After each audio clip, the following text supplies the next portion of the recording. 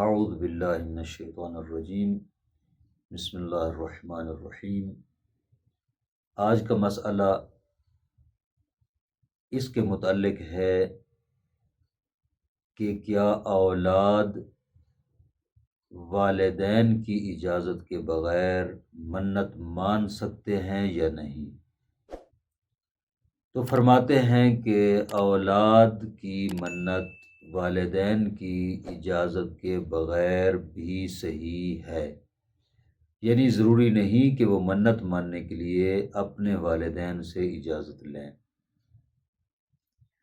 لیکن اگر والدین میں سے کوئی ایک، چاہے ماں یا باپ، منت ماننے سے اپنی اولاد کو منع کریں اور منع کے باوجود اولاد منت مانے تو یہ منت باطل ہے، ایسی منت پوری کرنا ضروری نہیں ہے۔